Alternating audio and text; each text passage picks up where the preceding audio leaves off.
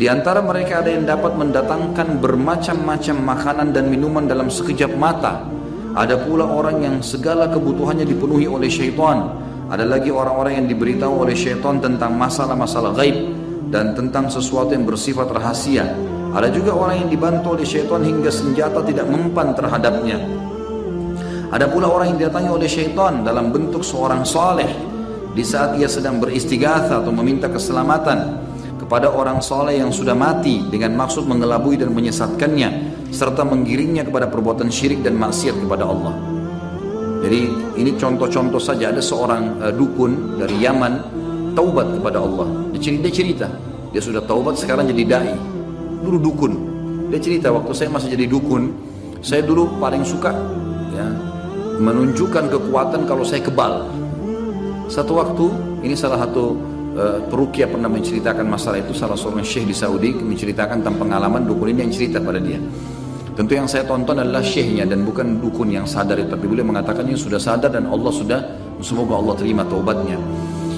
Intinya adalah dia bilang pada saat saya lagi menunjukkan kehebatan saya, ada seorang anak muda datang. Anak muda ini pada saat lihat saya dia baca Allahu la ilaha illa huwal hayyul qayyum, baca ayat kursi.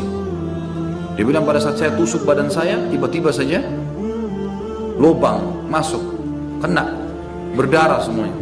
Sampai dia bilang saya dirawat di rumah sakit 3 bulan. Dukunnya ini. Setelah saya mulai sadar, mulai agak pulih, saya panggil dengan mantra-mantra setan-setan saya datang. Lalu saya bilang sama setan-setan, kalian kemana waktu itu? Kenapa bisa saya tembus nih? Lalu ya kisah nyata begini. Lalu kemudian kata syaitannya, waktu anak muda itu baca Allahu la ilaha illallah, kami semua terlempar. Ayat kursi dibaca, terlempar semua. Dia bilang waktu itu saya sakit hati sama anak muda ini, saya cari supaya dapat bagaimana caranya menyihir anak muda itu. Dia bilang kemudian saya cari tahu sampai saya dapat fotonya, dapat bajunya, lalu saya sihir. 3 tahun saya sihir nggak mempan-mempan. Terus saya cari tahu kenapa, apa kekuatannya orang ini. Lalu syaitan-syaitannya menyampaikan, anak muda itu tidak bisa kamu tembus karena setiap habis sholat nggak pernah tinggalkan ayat kursi. Seperti itu, gitu kan?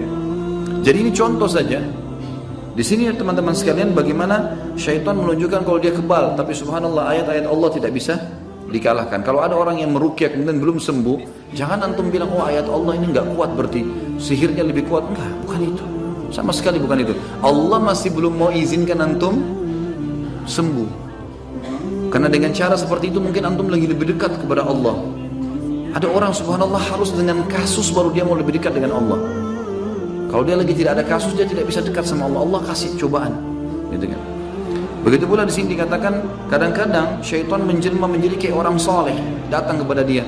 Terutama orang-orang yang berbuat kemusyrikan kayak datang-datang ke kuburan, ngambil tanah-tanah kuburan, menganggap ini kuburan wali dan seterusnya. Maka bisa saja dia lihat nanti ada orang soleh pakai jubah putih segala itu syaitan semua muncul. Tidak pernah dinukil kepada kita para sahabat mengatakan kami melihat Rasulullah SAW keluar lagi dari kuburan. Gak pernah. Pernah antum dengar riwayat itu? Gak ada. Para sahabat gak pernah ngambil tanah kuburannya Nabi. Mereka ziarah kubur Nabi, baca salawat, salam, pergi, selesai. Dari mana ini teman-teman sekarang ambil tanah, ambil ini, ada kuburan sampai tiap hari ditambah tanahnya. Gara-gara diperjualbelikan tanah 1 genggam sekian harganya. Ini was-was syaitan semua. Di kuburan itu biasa saya lihat ada orang pakai jubah putih, saya mimpi lah, apalah segala macam. Khurafat semua. Ada yang mengatakan turuh orang tua saya datang. Turuh orang tua dari mana? Ada yang mengaku tuh ngobrol sama orang tuanya setiap malam Jumat. Itu luar biasa itu. Nah, tidak pernah ada sahabat nukil ini kepada kita. Padahal ada Abu Bakar, ada Umar, mertua Nabi. Gak pernah mereka nukil. Kenapa gak dinukil kalau memang betul? Gak ada sama sekali. يا قلب ما زلت تبكي على حبيب جفاك وسرت في ركب ليلى ولحظها إذ رماك وطارت الروح شوقا لمرتع في صباك. Terus saya cari tahu kenapa, apa kekuatannya orang ini. Lalu syaitan-syaitannya menyampaikan, anak muda itu tidak bisa kamu tembus karena setiap habis sholat nggak pernah tinggalkan ayat kursi. Seperti itu, gitu kan? Jadi ini contoh saja. Di sini teman-teman sekalian bagaimana syaitan menunjukkan kalau dia kebal, tapi subhanallah ayat-ayat Allah tidak bisa dikalahkan. Kalau ada orang yang meruqyah kemudian belum sembuh, jangan antum bilang oh ayat Allah ini nggak kuat berarti sihirnya lebih kuat. Enggak, bukan itu. Sama sekali bukan itu. Allah masih belum mau izinkan antum sembuh. Karena dengan cara seperti itu mungkin antum lagi lebih dekat kepada Allah. Ada orang subhanallah harus dengan kasus baru dia mau lebih dekat dengan Allah. Kalau dia lagi tidak ada kasus, dia tidak bisa dekat sama Allah. Allah kasih cobaan, gitu kan. Begitu pula di sini dikatakan kadang-kadang syaitan menjelma menjadi kayak orang soleh datang kepada dia. Terutama orang-orang yang berbuat kemusyrikan, kayak datang-datang ke kuburan, ngambil tanah-tanah kuburan, menganggap ini kuburan wali dan seterusnya. Maka bisa saja dia lihat nanti ada orang soleh pakai jubah putih segala, itu syaitan semua muncul. Tidak pernah dinukil kepada kita para sahabat mengatakan kami melihat Rasulullah SAW keluar lagi dari kuburan. Gak pernah. Pernah antum dengar riwayat itu? Gak ada. Para sahabat gak pernah ngambil-ngambil tanah kuburannya Nabi. Mereka ziarah kubur Nabi, baca salawat, salam, pergi, selesai. Dari mana ini teman-teman sekarang ambil tanah, ambil ini, ada kuburan sampai tiap hari ditambah tanahnya. Gara-gara diperjualbelikan tanah satu genggam sekian harganya. Ini was-was syaitan semua. Di kuburan itu biasa saya lihat ada orang pakai jubah putih, saya mimpi lah, apalah segala macam. Khurafat semua. Ada yang mengatakan turuh orang tua saya datang. Turuh orang tua dari mana? Ada yang mengaku tuh ngobrol sama orang tuanya setiap malam Jumat. Itu luar biasa itu.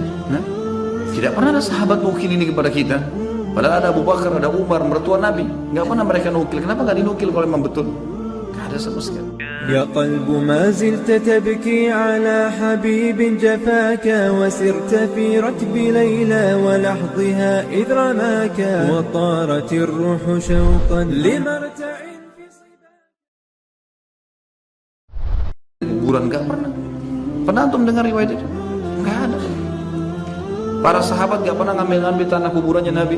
Mereka ziarah kubur Nabi, baca salawat, salam, pergi, selesai. Dari mana ini teman-teman sekarang ambil tanah, ambil ini, ada kuburan sampai tiap hari ditambah tanahnya.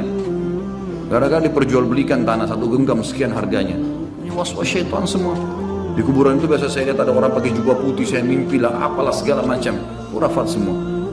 Ada yang mengatakan turuh orang tua saya datang. Turuh orang tua dari mana? Ada yang mengaku tuh ngobrol sama orang tuanya setiap malam Jumat. Itu luar biasa itu. Nah, tidak pernah ada sahabat nukil ini kepada kita. Padahal ada Abu Bakar, ada Umar, mertua Nabi. Gak pernah mereka nukil. Kenapa gak dinukil kalau memang betul? Gak ada sama sekali. يا قلب ما زلت تبكي على حبيب جفاك وسرت في ركب ليلى ولحظها إذ رماك وطارت الروح شوقا لمرتع في صباك. Ada yang mengaku tuh ngobrol sama orang tuanya setiap malam Jumat.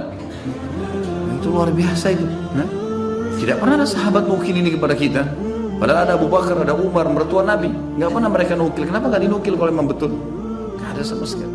يا قلب ما زلت تبكي على حبيب جفاك وسرت في ركب ليلى ولحظها إذ رماك